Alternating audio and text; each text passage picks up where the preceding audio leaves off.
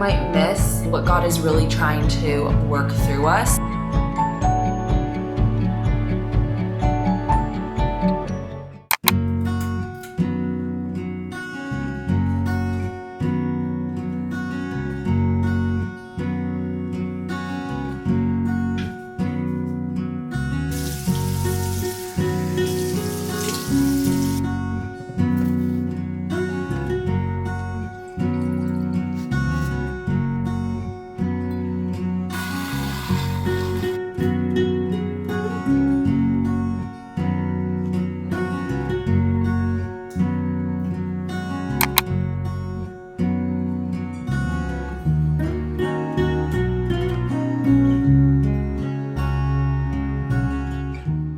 Good morning, welcome back to my channel. Happy September. I am so excited that the fall months are here. I am trying to start off the new season with having a productive morning routine.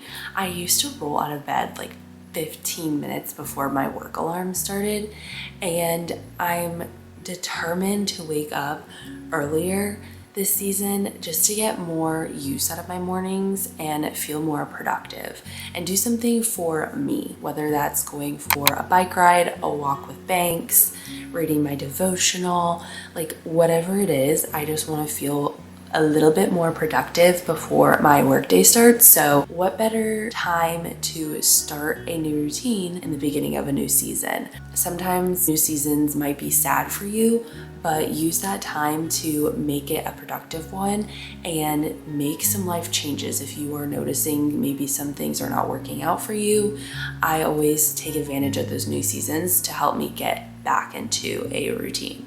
You guys know I've kind of talked about it in some of my previous vlogs that I have been in like a devotional rut. I could not find a devotional that really screamed what I was looking for, and so I just went back to the basics and read my Bible. I've honestly never read the Bible from Genesis to Revelation, so I was like, now's the time to start reading it and fully understanding God's word, because at the end of the day, we can read all these devotionals, but nothing beats reading the word from God himself. My church started up our small group. We took the summer off, so I've been starting to read our group devotional that we are reading, and my group leader picked out Practicing the Way by John Mark. And guys, I'm literally only on page 45, but when I tell you guys, this book is already life-changing to me. I am so amazed. I kept seeing this book like out on the Target shelves and like on my Amazon recommendation list, but I was just like putting it off because I'm like, is it that good? And I was already in a devotional rut. So I was like, I'm just gonna read the Bible until my small group picks back up. And then when my leader announced that we were gonna do this book this semester, I was so excited. I have already learned so much about Jesus and like honestly like the Jewish culture, because the book kind of just talks about like being a follower of Christ and what that looks like. Like just because you are a disciple doesn't mean you can just like throw that word around. And so it kind of goes in depth of what it means to truly be a follower of Christ and a disciple. The Jewish culture, they kind of like go in depth about like back then that Jesus was considered a rabbi, and so it kind of goes through the Jewish culture and like what they truly believe of what like a rabbi was. So that part was very interesting to me because I didn't really put that together. I will definitely be giving you guys some updates as the semester goes on, because you guys know I love to talk about what I'm learning in my faith journey. I am about to get ready to change, and then I'm gonna go on a little bit of a bike ride since we live really close to Bayshore, and I want to see how good the sunrise is this morning. It's probably not going to be the best because it's a little cloudy out, so let's go on a little bike ride.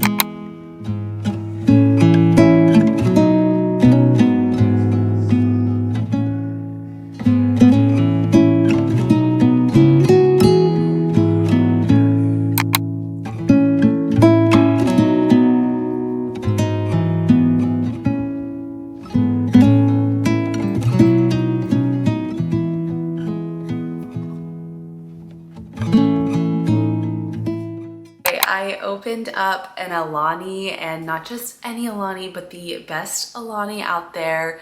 The Witch's Brew flavor is back in stores for this fall season. I am so excited. I literally stocked up. I wish they had it all year round because I would be drinking it all year round, but I have to limit myself because I get mouth ulcers when I drink this so much.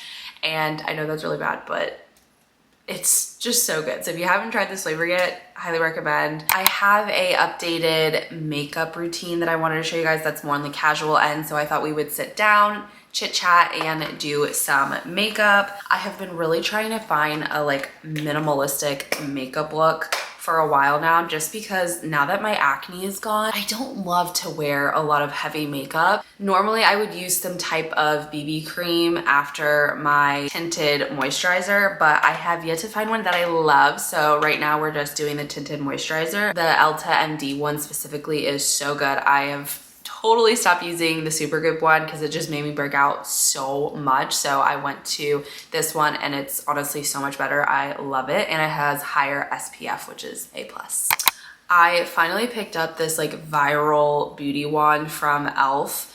when I was at Target the other day, and guys, I don't know why it took me like a solid year to get on this trend, but it's so good, especially if you're like me looking for the minimalistic makeup look. This is the Charlotte Tilbury dupe. I think the Charlotte Tilbury one is like over 40 bucks, and this one was under $10, and guys, it works the same. But I thought since this is a like kind of productive morning routine, kind of wanted to talk about what my pastor was preaching on yesterday at church, just because it really stuck to me. And with filming this video, I'm like, you know what? I would love to tell you guys it's important to have like a busy morning routine. I think that sometimes as Christians, like something that we should watch out for, because being busy sometimes can be bad for our lifestyle, and we don't realize how busy we are until like we have a moment to like stop and realize like, okay, this is way too much.